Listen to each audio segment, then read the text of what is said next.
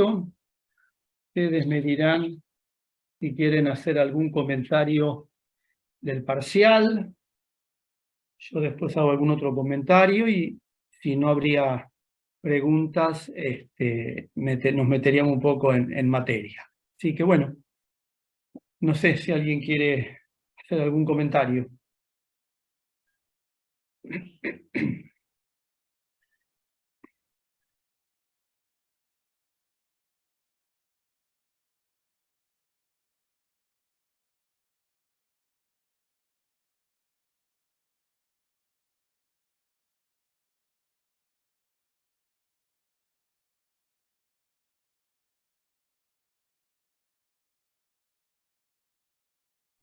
Hola, profe. ¿Se me Hola. escucha? ¿Sí? Genial.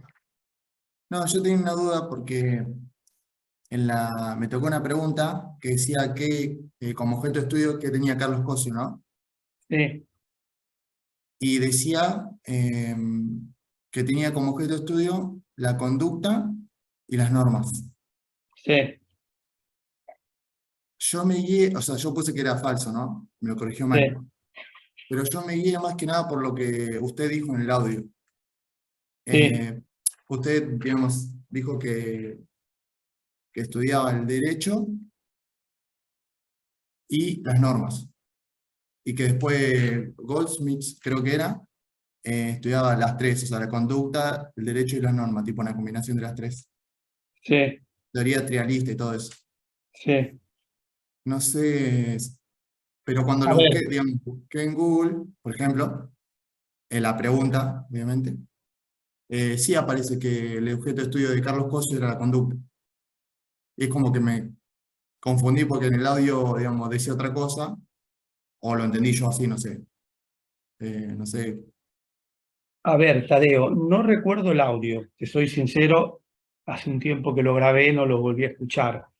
Lo que sí charlamos en la clase, porque fue una de las unidades que más nos detuvimos, porque es cierto, es bastante técnica, es bastante jurídica, si vos querés. Pero bueno, nos detuvimos porque precisamente la facultad nos pidió que se incorporara una especie de bolilla de introducción al derecho, para que ustedes medianamente vean qué es un derecho subjetivo, qué es un derecho objetivo, qué es una norma, etc.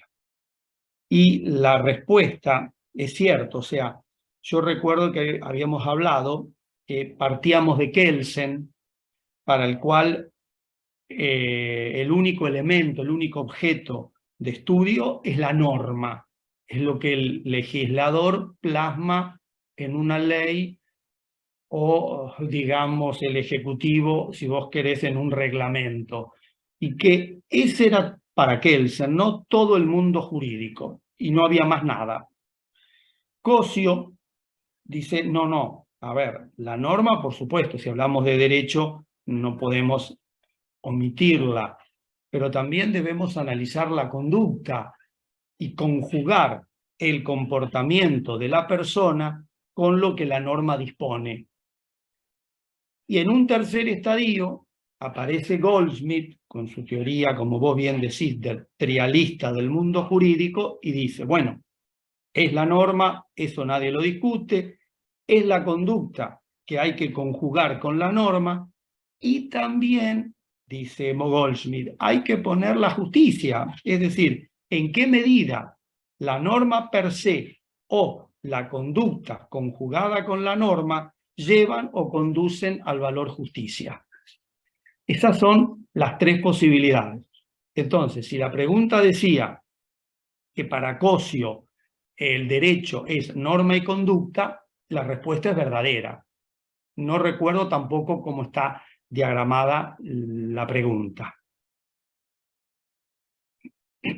Ah, está bien, está bien. Claro, no, porque mi confusión fue esa, o sea, justamente porque en el audio, o sea, yo, digamos, está mal, me guié por el audio, ¿no? O sea, no me acordé, digamos, lo que se habló en la clase. Pero, como usted dijo, o sea, primero Kelsen habló de la solamente exclusiva de la norma, o sea, como objeto de estudio, y bueno, después lo de Carlos Cosio y todo así, pero nunca, creo, no me acuerdo mal, lo escuché de vuelta al audio y creo que nunca nombró, digamos, la conducta. pero bueno, La o sea, verdad, no, ahí te soy sincero, Tadeo, no recuerdo el audio. La verdad, no, no lo recuerdo, no te podría decir ni que estás equivocado ni que estás en la verdad. sí, Pero sí recuerdo que cuando lo charlamos personalmente, o no, no sé si fue una clase por Zoom o una clase en presencial, quedó bien definido ese tema, sí, lo tengo presente porque está en mi retina, digamos, sí, sí, está bien. la charla. Está bien, está bien. Y tengo otra consulta. Vale. Tenía otra pregunta que decía, la Constitución Nacional establece que los partidos políticos tienen la exclusividad para nominar candidatos a cargos electivos.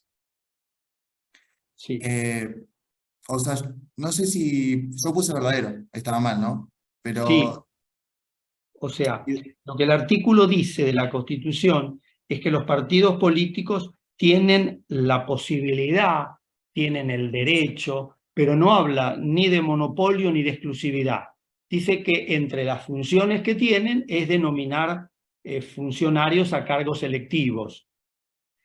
La que decía, que es una que está declarada inconstitucional, que tenían, vamos a hablar en términos económicos, ya que estamos en economía, el monopolio de la presentación de candidaturas es la ley de los partidos políticos en el artículo 2.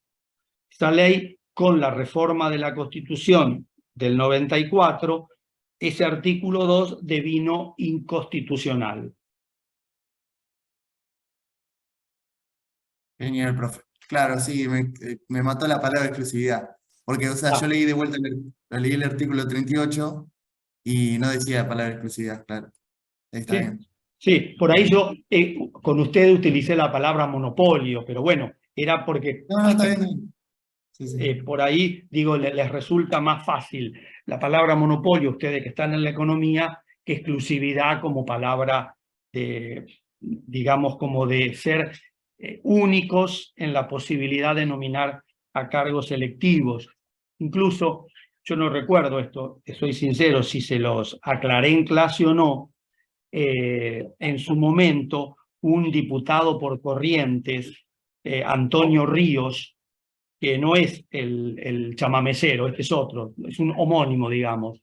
Antonio Ríos se había presentado antes de la reforma del 94 a la justicia porque quería ser candidato a diputado nacional por la provincia de Corrientes y después de, digamos, de peregrinar por la justicia, la corte le dice no, imposible, porque los únicos que pueden nominar, de acuerdo a nuestra ley de partidos políticos, es un partido político.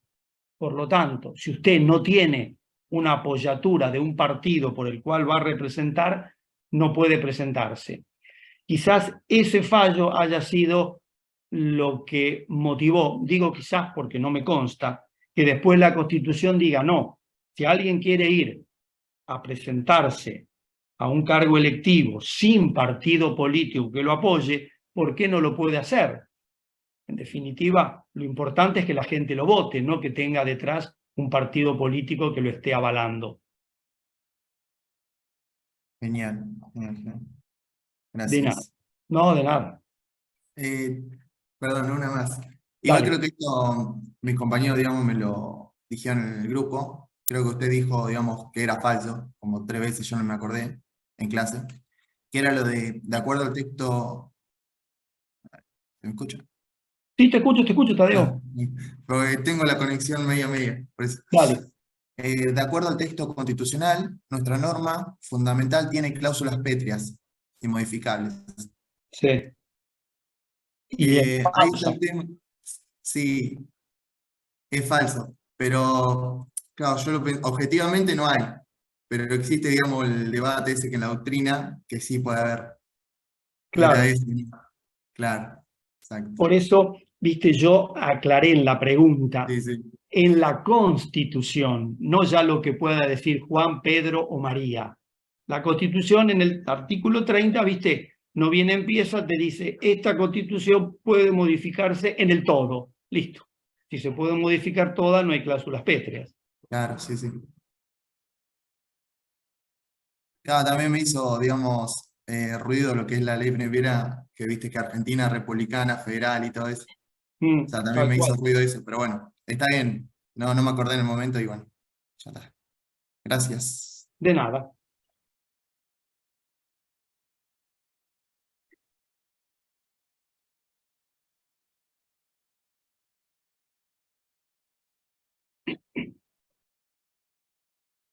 Ah, otra pregunta, profe. ¿El RECU cuándo es? ¿Se puede presentar ¿Cómo? para levantar nota? No te escuché, Tadeo, discúlpame. El recuperatorio, ¿se puede Sí, presentar para levantar nota? sí, por supuesto. ¿Cuánto sacaste, Tadeo? No, no, un 4. Por Un eso. 4. Pero, sí, Sí, eso sí, ten en cuenta, Tadeo, ten en sí. cuenta que después te queda la nota del recuperatorio. Claro, sí, sí, me arriesgo, digo. O sea, es Sí, un sí, riesgo que corres. Ahora, si vos te confías en vos y decís, bueno, voy a estudiar un poco el fin de sí, semana, y bueno, sí, dale, dale, porque sí, 4 no te sí. sobra nada, digamos. No, no. Pero bueno.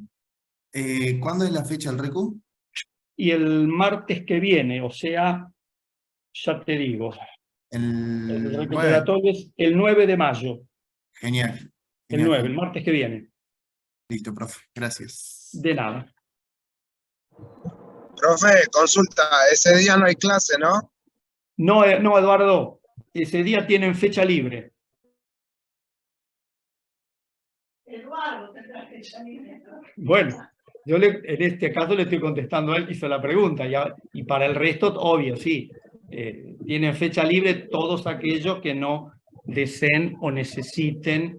Necesitar en sí solo los ausentes, los que sacaron 4 más no necesitan, pero si como el caso de Tadeo quiere mejorar su nota, todo aquel que haya sacado hasta 9 puede presentarse, obviamente.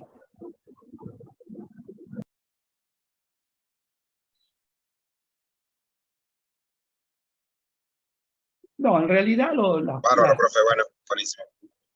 las notas estuvieron en general bastante bien, o muy bien, diríamos. No hubo ningún aplazo. Yo no, lo que sí quiero hacer son algunas observaciones, que aquí me las fui anotando.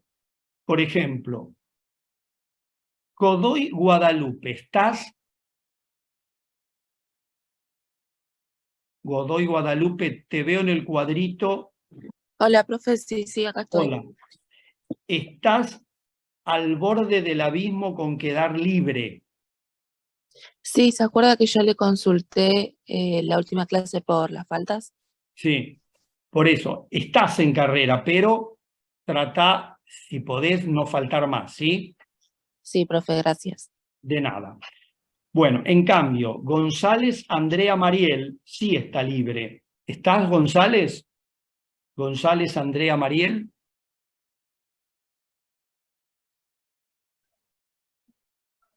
No está. Sí, esa chica no estaba ni matriculada, pero bueno. ¿Quién más? ¿Quién más? Otro joven que ya está libre, Moreira Fabricio Roberto Benjamín. ¿Estás? Moreira Fabricio Roberto Benjamín. Bueno, tampoco está y ya está libre. Y quien queda por último es Sarrilli Álvaro. Sarrilli Álvaro también está en una situación similar a la de Guadalupe Godoy. Están ahí caminando por la cornisa. ¿Estás, Sarrilli Álvaro?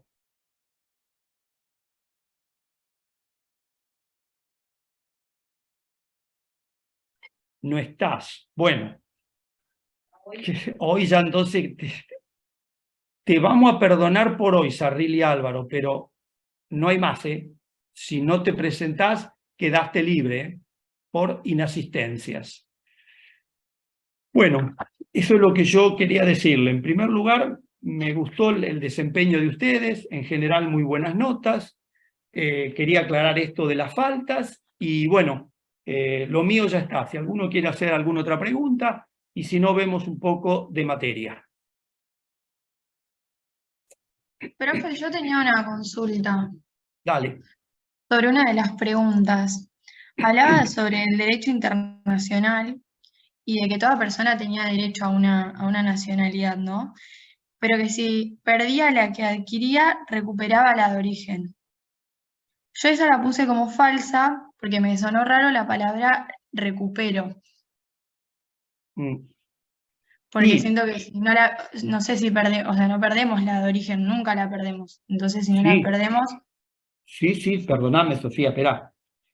A ver, el principio a nivel internacional es que vos podés tener una sola nacionalidad. No se puede tener más de una. Vos me dirás, no, pero ¿cómo? Si yo, que mi apellido, vos sos de origen español, Méndez. sí. Bueno, entonces vos podés tener doble nacionalidad. Podés tener la argentina, si es que naciste acá en la Argentina, o podés tener también la española. Pero en ese caso, como lo debemos haber charlado en alguna de los encuentros, o en el audio, o en cualquier manual que vos consultes, vas a ver que si existen acuerdos o tratados entre los países, vos podés tener una doble nacionalidad, o sea, ser simultáneamente española y argentina, argentina y española. Ahora, fuera de esta excepción, ¿qué pasa? Suponte, si una persona es ruandesa, se viene a la Argentina, vive un tiempo, cumple con lo que la ley manda, y ese ruandés dice, bueno, me voy a quedar a vivir en la Argentina, me gusta este país. Y dice, bueno, voy a adquirir la nacionalidad argentina. Bueno, va a tener que cumplir con ciertos recaudos que le marca la ley, se transforma en argentino naturalizado. Esa nueva nacionalidad que adquiere, que es la de argentino naturalizado, borra, ¿cómo te diría? No me gusta la palabra elimina, pero se puede utilizar como expresión sinónima, la nacionalidad ruandesa que tuvo de origen. Ahora, si estando en la Argentina cometiere algún delito que significare entre las sanciones que le corresponden la pérdida de la nacionalidad, como ninguna persona, dice el derecho internacional, puede carecer de nacionalidad. La de origen la había perdido porque la renunció para adquirir la Argentina. La Argentina la pierde por una condena penal. Quedaría sin nacionalidad, quedaría lo que en el derecho internacional lo llaman apátrida, es decir, persona sin patria. Entonces, como dice el derecho internacional, no puede haber gente en el mundo sin nacionalidad, o no debería, vamos a hablar en potencial, haber gente sin nacionalidad. Esa persona argentina naturalizada, pero que tuvo originariamente la nacionalidad ruandesa, readquiere dicha nacionalidad desde el instante mismo en que perdió la nacionalidad argentina. Ah, está bien, gracias, profe. Está bien. De nada. Profe, buen día, disculpe. Quien está hablando está muy bajito, no Franco, alcanzo a escucharlo. hola, ¿se me escucha? Ahí está un poco mejor, Franco. No, yo le quería comentar sobre una de las preguntas también que me hizo ruido, pero creo que ya tengo la respuesta, pero para charlarla si se puede. Dale. Decía que nuestra Constitución prohíbe a pena de muerte cualquier fuere la naturaleza del delito cometido. Yo tenía entendido como que no, no sé, como estaba prohibida la pena de muerte cualquier fuera el delito desde 2008. No, ahí hay que ser claros y precisos. Es más o menos una respuesta no sobre el mismo tema, pero como le dije a Tadeo hace un rato. Fíjate que el enunciado, según vos me decís, dice en la Constitución. Si vos vas al artículo 18, la Constitución dice que queda prohibida la pena de muerte por causas políticas. Por lo tanto, teóricamente, la Constitución está habilitando la pena de muerte por delitos no políticos, por lo que vulgarmente se denominan delitos comunes. Sí, también es cierto que Argentina adhirió a la Convención Americana de Derechos Humanos, el Pacto de San José de Costa Rica, que dice, entre otros de sus artículos referidos a la pena de muerte, que aquel país que al suscribirla no tuviere la pena de muerte, no podría ampliarla. En nuestro Código Penal, al momento que Argentina adhiere, no tenía pena de muerte. Por lo tanto, mal podría hoy ponerla.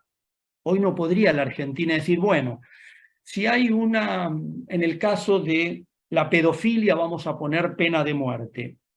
¿Podría? No podría la Argentina poner, salvo que la Argentina denunciare al tratado. Fíjate que te digo con D, no re, de denunciar el tratado. ¿Qué significa denunciar un tratado internacional? Pues significa que Argentina se presentaría ante la Secretaría de la Organización de Estados Americanos y le dijera a la organización, nosotros vamos a poner la pena de muerte por el delito de pedofilia. Por lo tanto, venimos a informarles que venimos a denunciar el tratado. ¿Qué significaría? Significaría que nos corremos, nos salimos del tratado. Pero para eso no se hace con la mera presentación. La presentación se hace, se analiza en el organismo y se le da desde el día de presentación hasta del cumplimiento efectivo 1 año de plazo para respetar lo que firmó oportunamente. A partir de ese año de haber presentado la nota, la Argentina, el país que fuere, quedaría liberado del cumplimiento y podría así establecer, por ejemplo, la pena de muerte por el delito de pedofilia. Por eso es que, te decía, en la Constitución, la única pena de muerte prohibida es por delitos políticos. La Constitución tácitamente admitiría la Constitución, admitiría la pedofilia, que no lo va a poder hacer. ¿Por qué? Porque el tratado internacional se lo impide, pero constitucionalmente la Constitución se lo permite. Ah, sí, ya entendí. Por eso es que dice en el artículo 18, deja abierta la posibilidad de que el legislador la establezca por otros motivos que no sean políticos, ¿no? Exacto. Ah, está bien, está bien. Gracias, profe. De nada.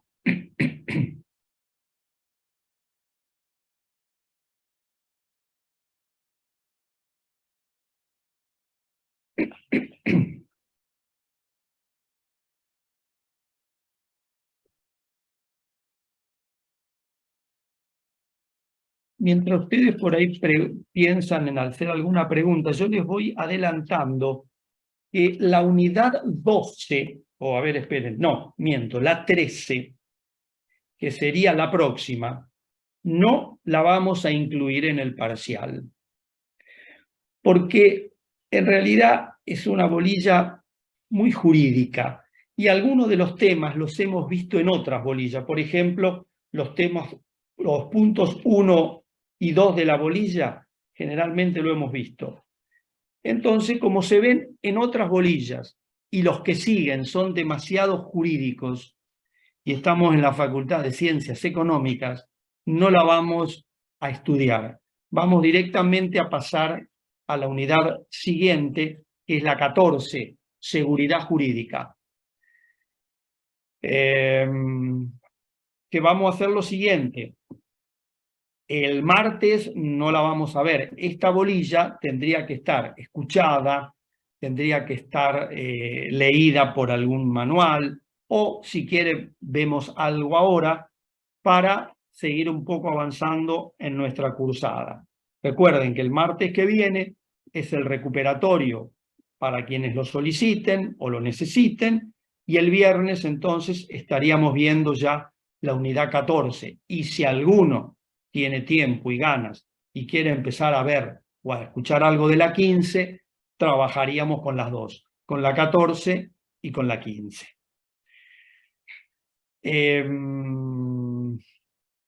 Bueno, nada, entonces la 13 se saca, no se estudia, salvo que alguno de ustedes obviamente la quiera leer por una cuestión personal. Y si alguno la quiere leer por algo personal y quiere hacer una pregunta, tiene la libertad plena de hacerlo. Pero ya nos meteríamos, repito, en la 14 el próximo viernes. Y si alguno quiere algo de la 15, también. En relación al recuperatorio, son las mismas bolillas que tuvieron para el parcial, la misma modalidad, también vamos a hacer de 11 a 11:45, aunque podríamos hacer menos, pero bueno, vamos a mantener el mismo plazo, el mismo tiempo. Bueno, una vez que cambian de unidad, de pregunta, no pueden ir para atrás. Bueno, lo mismo que fue el parcial es el recuperatorio. Recordándoles que queda la nota del recuperatorio, sea mejor, sea igual, sea peor.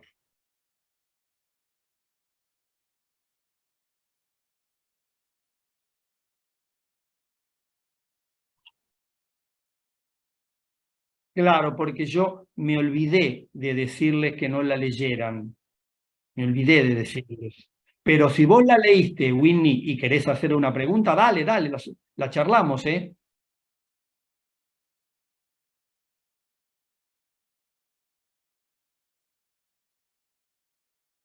Dale, dale.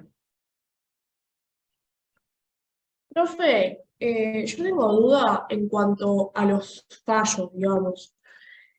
¿Cuáles serían como los más importantes o relevantes, así como para estudiarlos?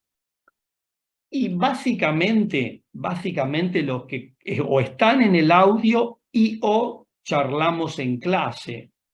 Porque si yo te derivo a los manuales, en general en los manuales hay una cantidad fenomenal. Y ustedes no van a ser abogados, y en el supuesto caso de ser abogados o de querer serlo el día de mañana, bueno, harán la carrera de abogacía y allí tendrán mayor contacto con fallos.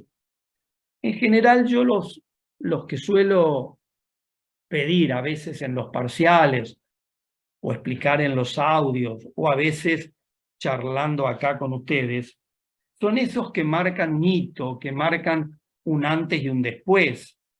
Por ejemplo, el caso que charlábamos hace un rato de Antonio Ríos. O sea, ¿por qué fue un antes y un después? Porque nadie había ido a la justicia para ser diputado, senador, presidente o vice sin una apoyatura de un partido político. A este hombre dijo, pero la Constitución a mí no me exige que me avale o me patrocine un partido político. ¿Por qué la ley me lo dice?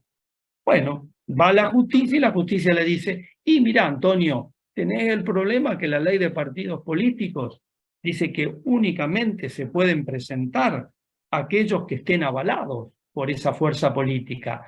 Nadie puede ir por fuera de un partido. Y bueno, dijo Antonio Ríos, no me queda otra. Hoy, como recién diríamos, porque lo charlamos recién con Tadeo, la cosa es distinta, porque la Constitución no exige la nominación exclusiva. Por lo tanto, alguien puede ser nominado, qué sé yo, por un club de fútbol, puede ser nominado por una ONG o por nadie, ir solito él y decir quiero ser presidente. Bueno, verá la suerte que tiene, pero ese es otro tema. un chiste. Antonio Río dijo, bueno, entonces me dedico a cantar. Bueno, eso no va de mi parte, eso va de parte de Norita. ¿Se entiende, Valentina? Sí, sí, está bien.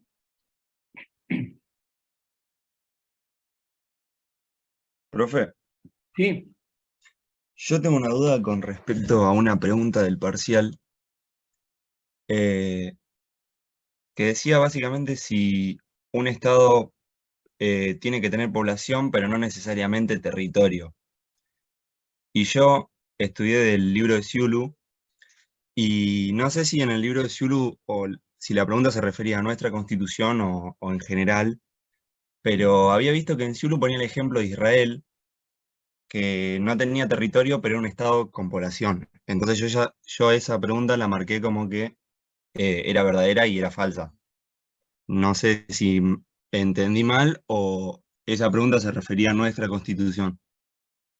A ver, esa pregunta en el examen. No, la había visto antes para practicar y me resultó raro y me quedó esa duda. No, ahora sí, no, porque me hacía ruido a mí en este caso que yo haya hecho ese tipo de pregunta.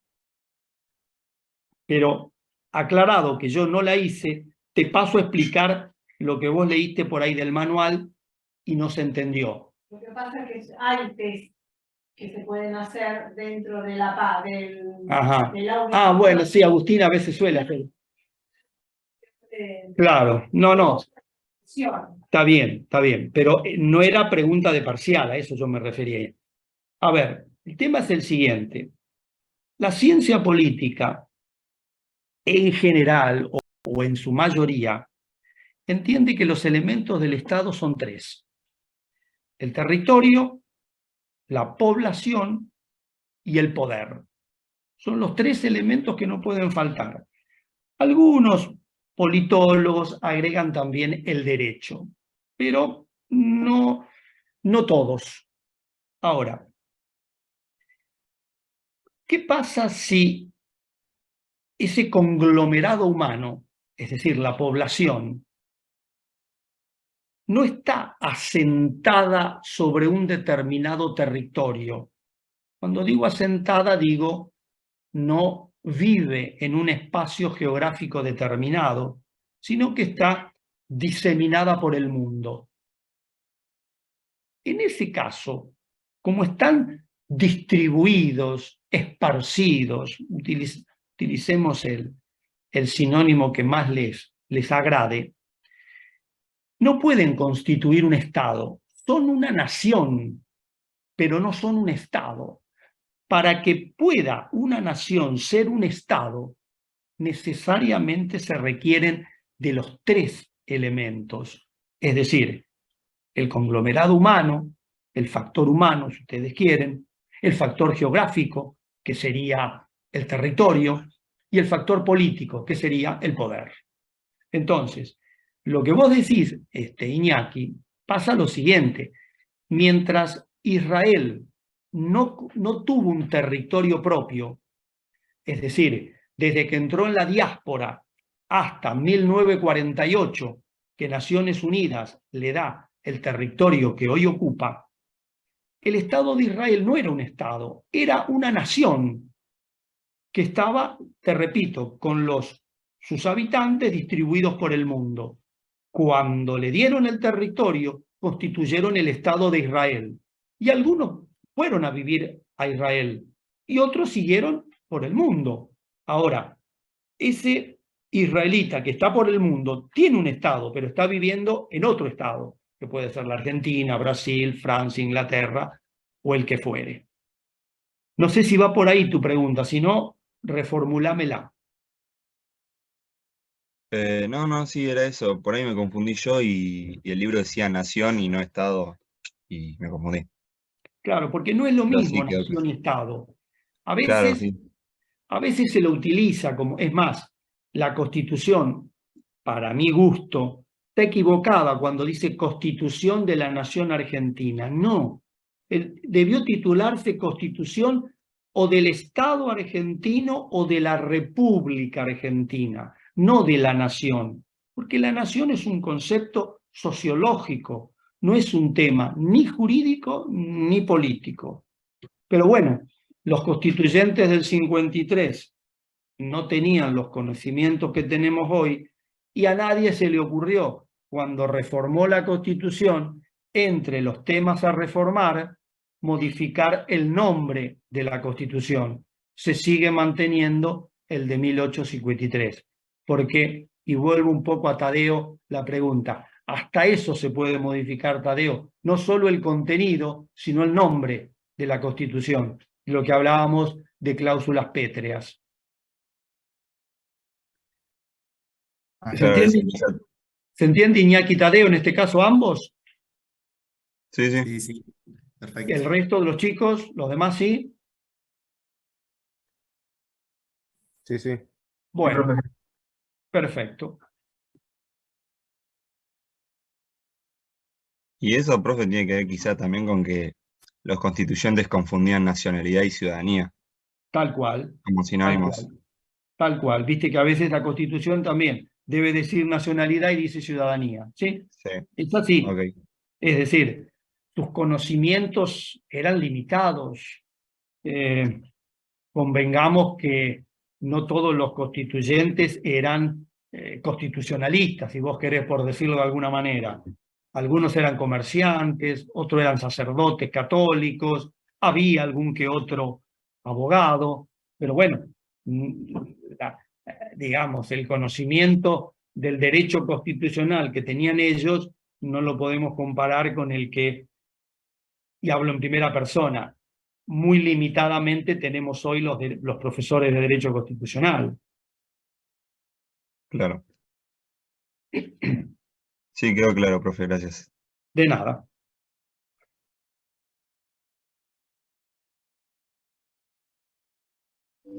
Profe, yo Camila. tengo una duda con respecto a las faltas. ¿Cuántas podemos Sí. tener? Faltas se pueden tener hasta 7. Con la 8ª ya quedás fuera de carrera. Pero bueno, como en el caso de este chico, Sarrilli, creo que es el apellido. Sí, Sarrilli Álvaro. Está en 8, ya no puede, ya teóricamente con hoy está libre. Pero bueno, le vamos a dar la última oportunidad. Si sigue sin venir, bueno, habrá perdido la cursada. Ok, gracias. De nada. Profe, yo te quería preguntar si si voy al recuperatorio, ¿queda la nota del recuperatorio o se promedia con la otra? Con la primera instancia. Queda la del recuperatorio, Valentina. Bueno, gracias. De nada.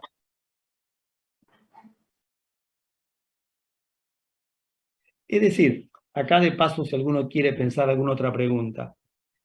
O sea, en educación existen distintas alternativas de considerar el recuperatorio. Hay por ahí docentes que dicen, bueno, yo si hace parcial y recuperatorio, le doy la que le fue mejor. Es una posibilidad. Otros dicen, no, yo voy a hacer un promedio. Ya que hizo los 2 exámenes, vamos a sumar, dividimos 2. ¿Quién les habla? Dice, no, si la palabra es recuperatorio, la idea es que recupere una nota que no le gusta. Entonces vamos a darle la posibilidad. Ahora, también está la posibilidad, como yo les digo, que dada esa posibilidad les vaya peor. Y ese es el riesgo que corre el alumno que quiere hacer un recuperatorio cuando no lo necesita. Porque, a ver, el que lo necesita es el aplazado o el ausente. Esos dos no tienen alternativa. Si no vienen, pierden la cursada. Ahora, el que tiene por ahí un 4, dice, bueno, me esfuerzo en el segundo parcial y lo compenso. Bueno, es una de las posibilidades. Otros dicen, no, yo me juego entero. Si me va mal, que me saque un 2, un 3, bueno, perderé la cursada, pero quiero estar más descomprimido y no tan condicionado en el segundo parcial. O sea, es como que En mi caso, yo les doy la posibilidad que el alumno resuelva con libertad. Y para eso, bueno, pensará, evaluará, para eso ya son adultos y tienen esa capacidad. ¿Se entiende, Valentina? Sí, sí, profe. Bien.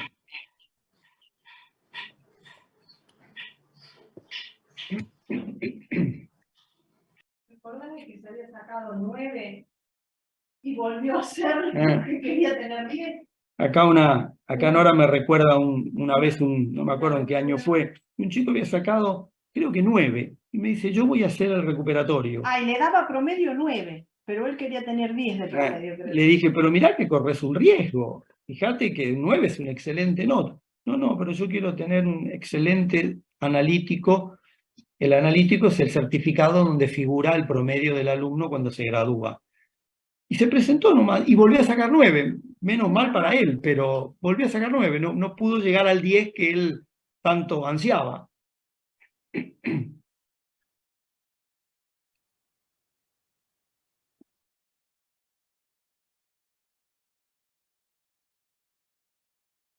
Es un dato anecdótico este. Bueno, Whitney, pregúntame si querés mientras los chicos si quieren hacer después alguna otra pregunta o ya no hay más preguntas de examen.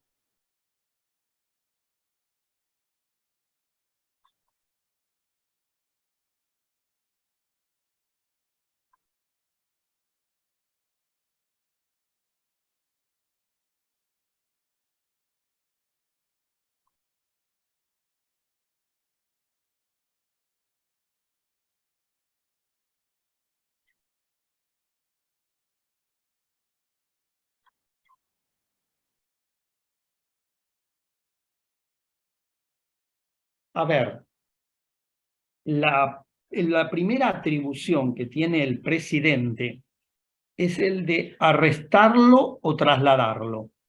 Convengamos, para empezar a no confundirnos, ese arresto y o traslado, digo yo porque si bien la Constitución habla de o, a veces se hacen las dos cosas juntas. Esto es Argentina, Windy. No debería ser así, pero a veces sucedió.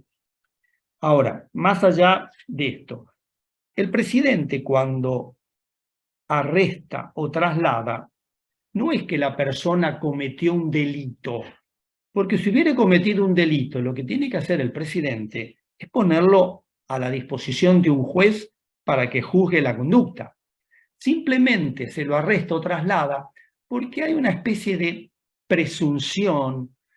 Los servicios de inteligencia le están informando al presidente que tal persona es la generadora de la causa que da lugar al estado de sitio. Entonces conviene aislarlo para ver si deja de actuar de esa manera y la causa que generó su arresto o traslado desaparece. Dicho esto, como vos muy bien decís, también el artículo 23 dice que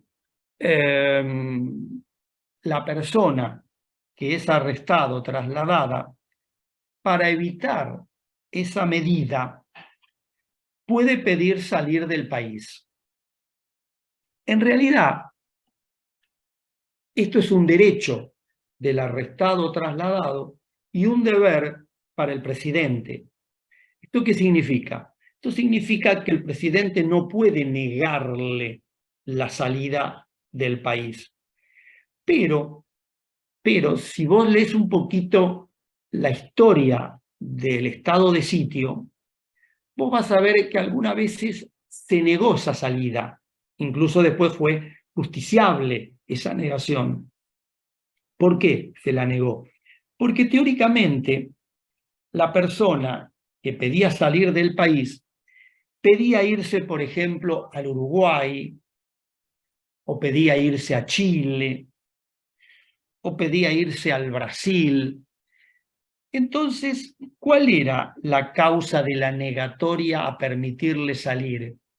Como vivía en un estado limítrofe, existía una alta posibilidad de que desde la zona limítrofe siguiera, digamos, incidiendo con su conducta en la causa generadora del estado de sitio, o hasta incluso poder volver a reingresar al país clandestinamente, claro está, y volver a seguir haciendo la conducta que había motivado la declaración del estado de sitio.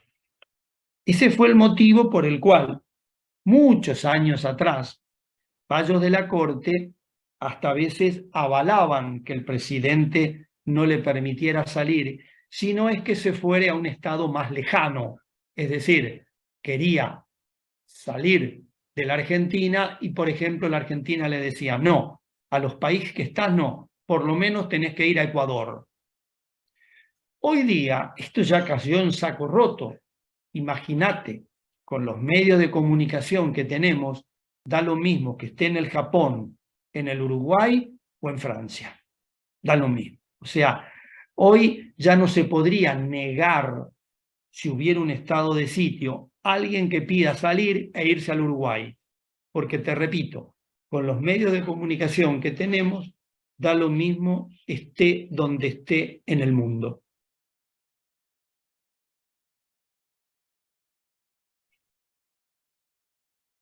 De nada.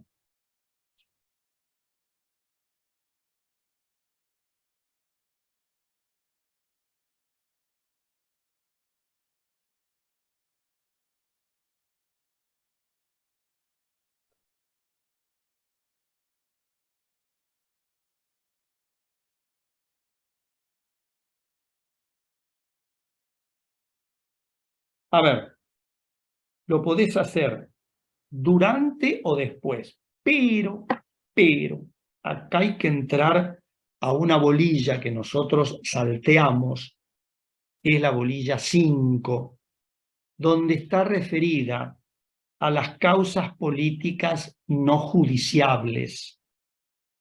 Es decir, en el derecho está discutido si todo lo que la Constitución dispone puede o no ser controlado, revisado, auditado por los jueces. En realidad, siempre hubieron y existen dos posturas bien definidas. Los que dicen que todo es revisable y los que dicen que hay cosas que no se pueden revisar. Y bien, ninguno de los dos logró el triunfo, va ganando terreno la idea de que cada vez es más revisable los puntos que la Constitución contiene por parte de los jueces. En este caso particular tuyo, que vos nos estás planteando, el control que pueden hacer los jueces sobre el estado de sitio es un control que se llama de legalidad, más no de oportunidad, mérito y conveniencia. A ver, cada órgano, sea el ejecutivo, sea el legislativo, me refiero a los órganos políticos, tienen lo que se llama en el derecho constitucional una zona de reserva. ¿Qué es esto? La zona de reserva es la competencia que tanto el presidente como el Congreso tienen para interpretar la Constitución cuando la interpretan siguiendo las competencias que la propia Constitución le otorga. Entonces, a veces la interpretación que el órgano político hace de la Constitución en relación a las competencias que cada órgano tiene, no coinciden con la mirada del juez, es decir, del Poder Judicial. Pero allí la literatura constitucional, la literatura del derecho administrativo, ¿Qué es lo que hizo? Trató de deslindar, o sea, de dividir, de separar qué es zona de reserva y por ende de interpretación exclusiva de los poderes políticos y qué no es zona de reserva y que queda facultado el juez a poder intervenir en dicho control. ¿A qué conclusión se ha arribado, por lo menos hasta nuestros días? Que el control está limitado a un control de legalidad. Es decir, lo que puede hacer un juez es decir, bueno, ¿quién declaró el estado de sitio? Y lo declaró tal órgano. ¿Y la Constitución qué dice? No, la Constitución dice otra cosa. Ahí el juez podría declarar la inconstitucionalidad. ¿Por qué? Porque quien declaró el estado de sitio no era el órgano que estaba habilitado por la Constitución. Es decir, el control de legalidad es un contraste entre lo que dice la Constitución y lo que se hizo. Allí el órgano político no puede salirse de lo que la Constitución le diga, porque si se sale, está un juez que puede declarar la inconstitucionalidad de su comportamiento. Pero, también está esa zona de reserva que yo les decía hace un instante. Es decir, hay cosas que los jueces no pueden evaluar, que es la oportunidad, el mérito y o la conveniencia. Es decir, supongamos que hoy al presidente de la República, hablo de la Argentina, se le ocurriera declarar en estado de sitio por tantas cortes de rutas que hay en el país. Y alguien dijera, ¿por qué hoy? Si los cortes de ruta hace mucho tiempo que se vienen dando, ¿por qué no lo hizo el mes pasado? O otro puede decir, no, ¿y por qué no esperamos un poquito a ver si se calma esta situación económica tan desbordada? Y bueno, veremos si tipo julio, agosto, si esto no mejora, que declare el presidente el estado de sitio. Esas presentaciones ante la justicia, diciendo por qué no lo hizo ayer o por qué no lo hace mañana, no van a poder ser declaradas inconstitucionales porque el presidente la adoptó hoy, porque eso es una facultad discrecional de él.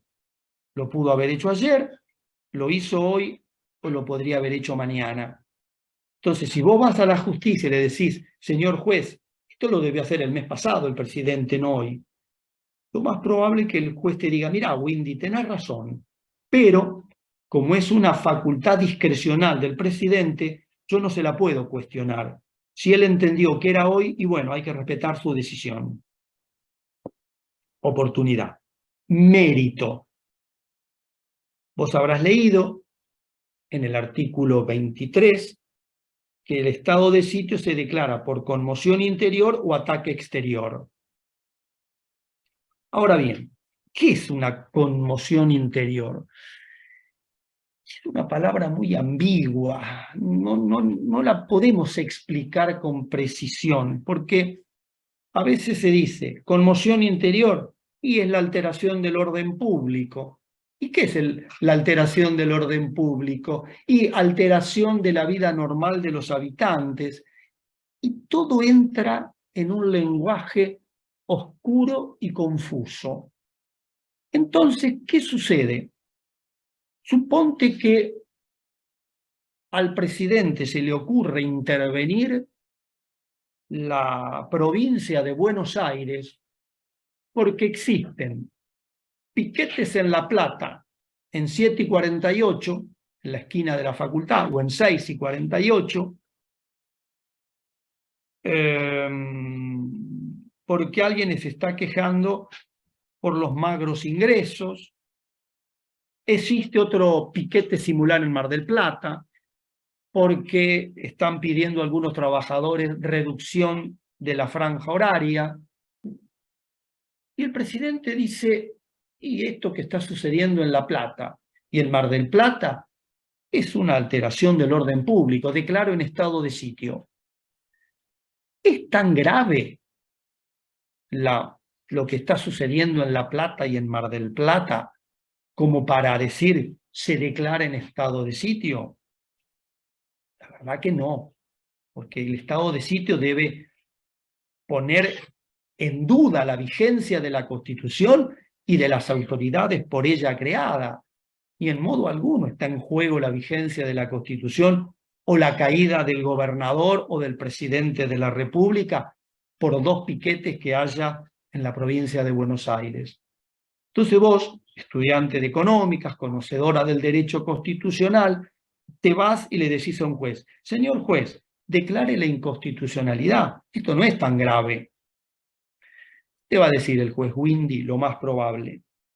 Sí, Windy, tenés razón, vos sabés que yo opino como vos, pero hay un hecho que está alterando el normal funcionamiento de la provincia.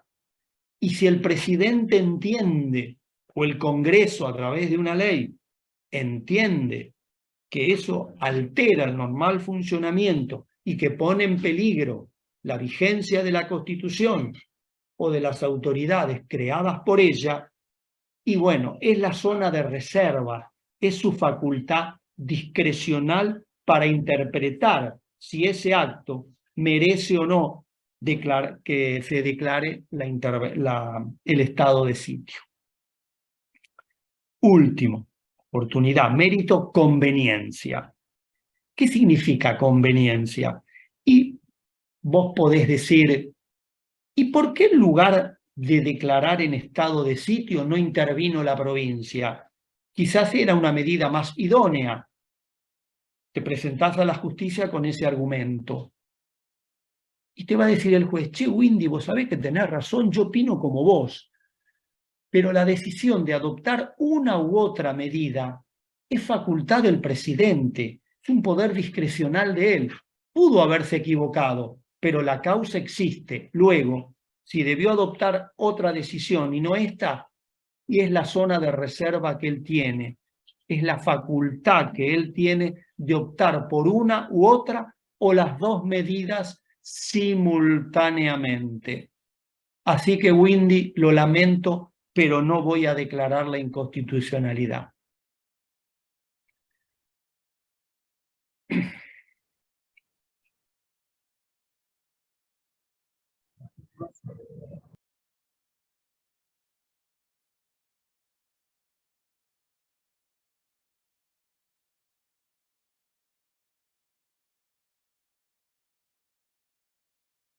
¿Sí? Es así, Windy. Es así. O sea, en principio le corresponde al Congreso. Ahora, si es por ataque exterior, lo hace el presidente con el acuerdo del Senado. Y si el Congreso está en receso, lo hace el presidente solo. Salvo por ataque exterior, porque ahí va a tener que convocar al Senado para que le preste acuerdo. De nada.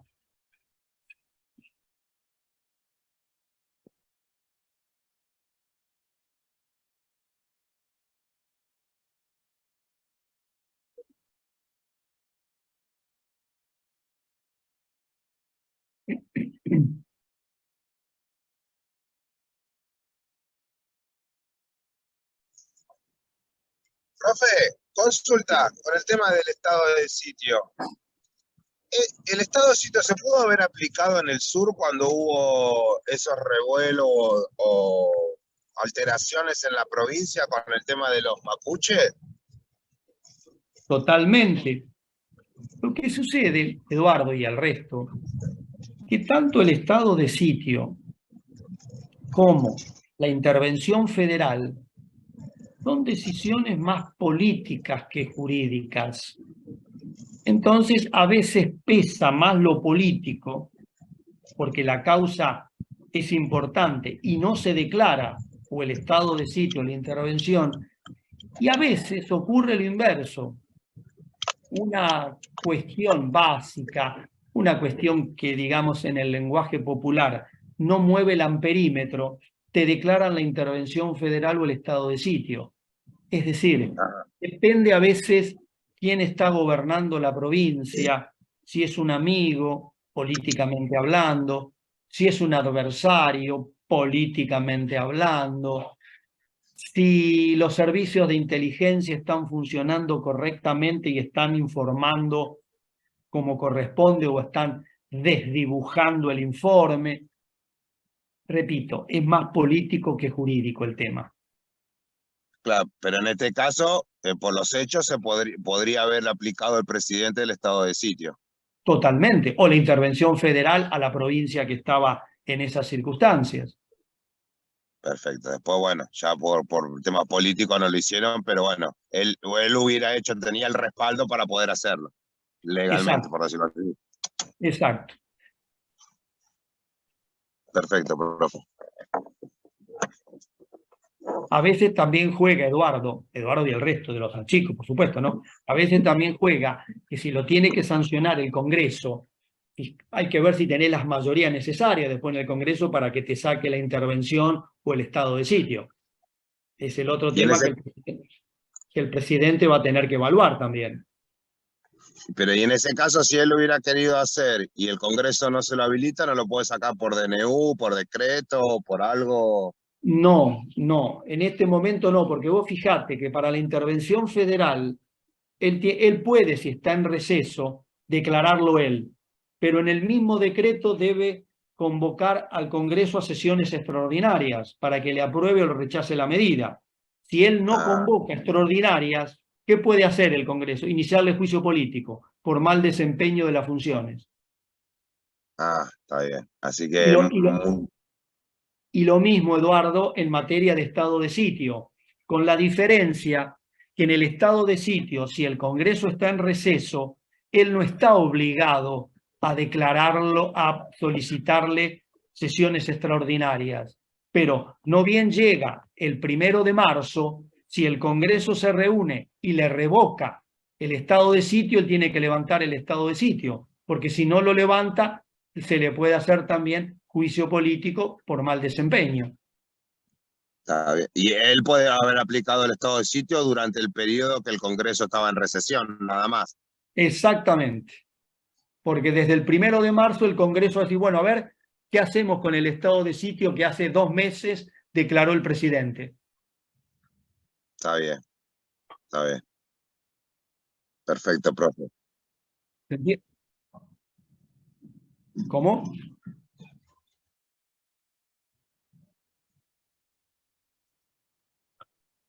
Pero el poder de policía trabaja en otro ámbito, es la limitación razonable al ejercicio de los derechos para que todos en el mundo jurídico puedan tener aplicación simultáneamente.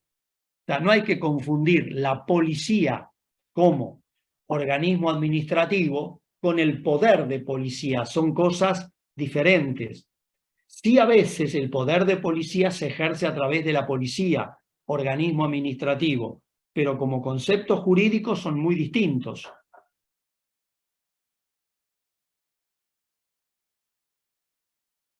Es decir, te lo aclaro un poquito más, Windy, para que no te quede tan abstracto.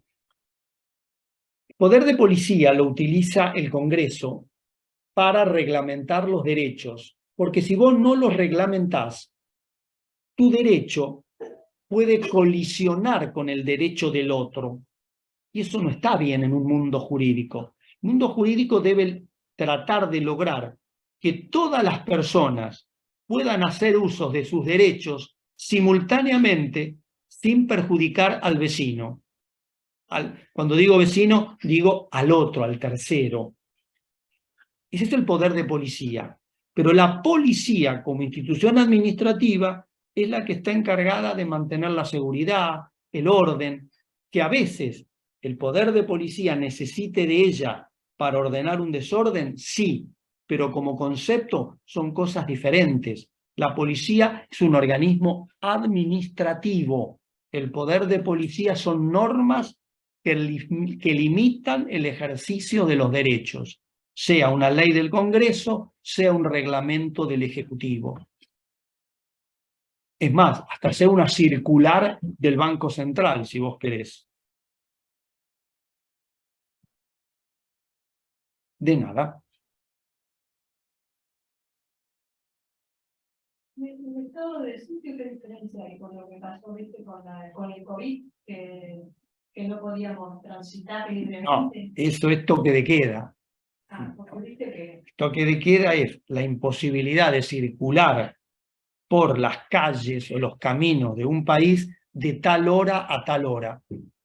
En cambio, el estado de sitio, le estoy contando a Norita, que quiere aprobar derecho constitucional y administrativo. En cambio, el estado de sitio es la limitación al ejercicio de los derechos. Claro, si vos me decís que el toque de queda y te impide circular a las 12 de la noche por una calle, y sí, en definitiva, tiene una similitud con el estado de sitio que no te permite circular libremente las 24 horas del día. Pero el estado de sitio, si te impide circular, son las 24 horas. El toque de queda va de 11 de la noche a 5 de la mañana del día siguiente. En el tiempo es más acotado. Es para la oyente anónima esta respuesta. no, sí, pero viste que después igual él lo hacía, el presidente lo hacía por DNU, pero después, ¿qué pasó con el Congreso? No, el toque de queda no puede ser por DNU, no necesita que sea por ley, el toque de queda. Estamos hablando de estado de sitio acá. No está, en la Constitución no está reglamentado el toque de queda, no existe. Es una creación legal que habilita al presidente a dictarla. Y ahora, todo esto va para Norita, la oyente anónima. ¿Por qué? Por la pregunta que vos hacés, Norita. Dirá, hacela en otro momento. Preguntaron por la unidad 12, o la 13 que no la da, y después por la 5 que tampoco la da, y los otros dirán. Vamos que quieren estudiar para el recuperador.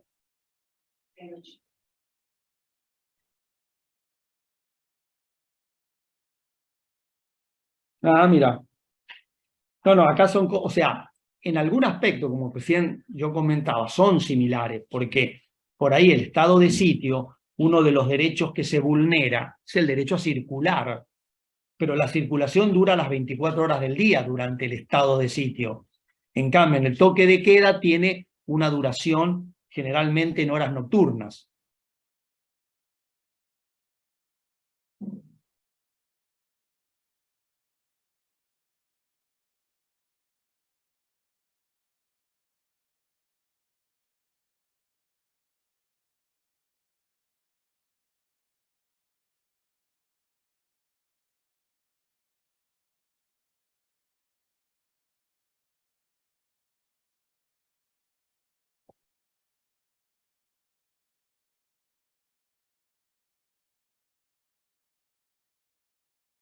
Bueno, entonces vamos a ir, veo que no hay más preguntas, o por lo menos yo hago mi pequeño discurso y después hay alguna pregunta más, seguimos. El martes próximo, recuperatorio para aquel que quiera participar, de 11 a 11:45. Las mismas unidades temáticas, misma modalidad. El viernes ya entraríamos a ver la 14, y si alguno quiere o tiene tiempo, tiene ganas, ya que el martes no participa del recuperatorio, si quiere ir leyendo también la 15, la vamos viendo. ¿Les parece?